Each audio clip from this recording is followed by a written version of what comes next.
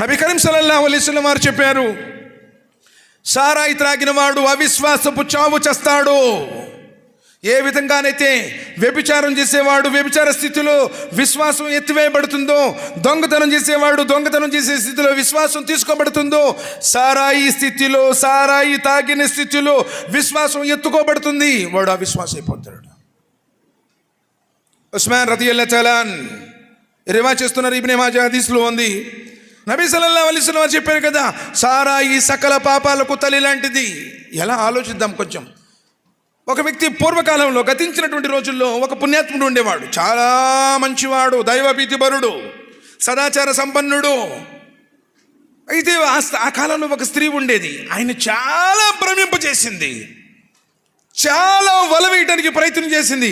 కానీ పుణ్యాత్ముడు ఎప్పటికి కూడా తలవగ్గడండి. జురైజ్ తలవగ్గాడా? లేదే. కానీ నిందపడింది. నింద వేరే విషయం. యూసుఫ్ అలైహిస్సలాం మహామంత్రి యొక్క భార్య పిలిచింది, తలవగ్గాడా? లేదే. కానీ ఈరోజు మన పరిస్థితి ఎలా ఉంది? వరజులున్ దౌతుహum ذات امرأة ذات منصب وجمال فقال إني إلى نفسه فقال إني أخاف الله. ఒక ఉన్నతమైనటువంటి వంశానికి చెందిన అందమైన స్త్రీ ఏకాంతంలో నిన్ను పాపకార్యానికి పిలిచినప్పుడు కూడా ఫకాల ఇన్ని యఖాఫుల్లా, అల్లాహ్కు నేను భయపడుతున్నాను అని నువ్వు దూరం అయిపోతే అల్లాహ్ సుబ్హానహు వ తఆలా తన నీడలో నీకు చోటిస్తాను అంటున్నాడు. కానీ అవకాశం ఎప్పుడు దొరికిద్దా అని చెప్పి చూస్తున్నావే, ఎంతటి దుర్మార్గం. నువ్వు ఫోనుల్లో ఏం చూస్తున్నావో తెలియదు అల్లాహ్కు. సోదరులారా, ఆలోచించండి, జ్ఞానంతో ఆలోచించండి. కాబట్టి ఎవరైతే ఆ పుణ్యాత్ముడు ఉన్నాడో, ఆ స్త్రీ చాలా ప్రయత్నం చేసింది. కానీ ఒక నీతిమంతుడు, సదాచార సంపన్నుడు ఎలాంటి పరిస్థితులు వలా తక్రబు జినా, వ్యభిచారం దరిదాపులకు కూడా పోవద్దు అన్నాడు. అంటే వ్యభిచారం చేయడం అంటే చూస్తే కంటి వ్యభిచారం. నీ హిస్టరీ మొత్తం ఆయన దగ్గర సేఫ్ ఉంది, నీ ఫోన్లో హిస్టరీ నువ్వు డిలీట్ చేయొచ్చు. కంటి వ్యభిచారం, వింటే చెవి వ్యభిచారం, మాట్లాడితే నోటి వ్యభిచారం, నడిస్తే కాళ్ళ వ్యభిచారం, తాకితే చేతి వ్యభిచారం, మర్మంగాన్ని తాకితే ఘోరమైన వ్యభిచారం. బనీ ఇశ్రాయేలు కాలంలో ఒక వ్యక్తి 1000 సంవత్సరాలు ఆరాధన చేశాడు, 1000 సంవత్సరాలు. కానీ ఒక స్త్రీ మోహానికి లోనయ్యాడు. అల్లాహ్ సుబ్హానహు వ తఆలా అతని యొక్క కర్మలు చూసేటువంటి సమయంలో 1000 సంవత్సరాల ఆరాధన ఒకవైపు, ఈ వ్యభిచారం ఒక్క పాపాన్ని ఒకవైపు పెడితే ఈ వ్యభిచారం ముందు 1000 సంవత్సరాల ఆరాధన తెలిపోయింది. అందుకని అల్లాహ్ అన్నాడు, వలా తక్రబు జినా, వ్యభిచారం దరిదాపులకు పోకండి. సరే, ఆ స్త్రీ ఎంతగానో ప్రయత్నం చేసింది, ఆ పుణ్యాత్ముడు పోలా. సరే అని చెప్పేసి తన బానిసను పంపించింది. బానిస వెళ్ళాడు. ఏంటి అంటే, ఏమండి ఆవిడ పరిస్థితి బాగలేదండి, మీరు వచ్చి ఏదైనా సహాయం చేయాలండి అన్నాడు. పుణ్యాత్ముడు కదా, ఎవరైనా సరే సహాయం చేయాలని కానీ వెంటనే స్పందిస్తాడు. మనలాగా రాతి మనుషులు కాదు వాళ్ళు. పుణ్యాత్ములు అంటే వాళ్ళు ఈరోజు మన స్వార్థం కోసం బ్రతుకుతున్నాం మనం.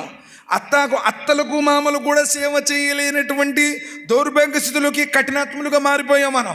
కన్న తల్లిదండ్రులు కూడా మన మాట వినం, అంత కఠినాత్ములు అయిపోయాం మనం.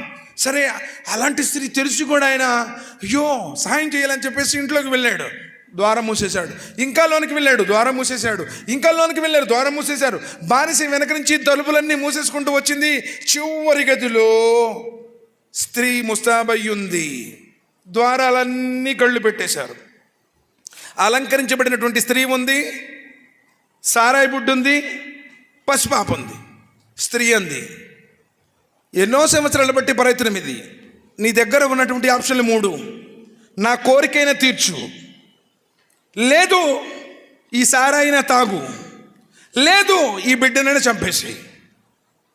ఎంత గీ పెట్టుకున్నా గడైతే తీయరు, ఎందుకంటే ప్రీ ప్లానెడ్గా మొత్తం చేసేసింది. కాకపోతే ఆ రోజు జులైకా కూడా ప్రయత్నం చేసింది, కానీ మంత్రి వాళ్ళు వచ్చేసారు తలుపు దగ్గరికి. చింపేసింది, అక్కడికి చొక్కా చించేసింది, ఎంబడే ప్లేట్ మార్చిందండోయ్. మీ శ్రీమతిని పాడు చేయాలనుకున్న వాడికి ఏ శిక్ష వేస్తారు? జైలు శిక్ష మరేంటి అంది. కానీ అక్కడ ఉన్నటువంటి పెద్దోళ్ళ పాపం పండితులు ఏమన్నారంటే, ముందు వైపు చిరిగి ఉంటే పురుషుడు తప్పు, ఎందుకంటే చొక్కా ముందు వైపు చిరిగేది, వెనక వైపు చిరిగింది అంటే స్త్రీదే తప్పు అని చెప్పి నిర్ణయించారు. సరే, ఈవిడ కూడా చెప్పింది, ఏదైనా సెట్ చేయండి, నా కోరిక తీరుస్తావా, లేదు సారాయి తాగుతావా, ఆ పసిపిల్లవాడిని చంపుతావా? ఆప్షన్ ఇదే, 3 ఉన్నాయి, ఏదైనా నువ్వే సెలెక్ట్ చేసుకో. పుణ్యాత్ముడు కదా పాప, ఆయన ఏమనుకున్నాడంటే, ఈ దుర్మార్గురాలతో నేను ఈ పని చేయడమా చెల్లదు, అయ్యో ఈ పసిబిడ్డను నిన్ను చంపటమా, ఘోరమైనటువంటి పాపం, దీనికి ఒడికట్టాను, మరేం చేయాలి? సారాయి బుడ్డి తాగుతానులే అని చెప్పేసి పాపం ఆ తప్పించుకోవడానికి సారాయి తాగేశాడు. సారాయి తాగిన తర్వాత ఆ మత్తులో, ఆ కెంపులో, ఆ కిక్కులో తన కోరికను తెచ్చుకున్నాడు, స్త్రీతో వ్యభిచారం చేశాడు. సాక్ష్యంగా ఉంటాడు కదా అని చెప్పేసి ఆ బిడ్డను కూడా తర్వాత చంపేశాడు. అందుకని నబీ కరీం సల్లల్లాహు అలైహి వసల్లం చెప్పారు, సారాయి సకల పాపాలకు తల్లి లాంటిది.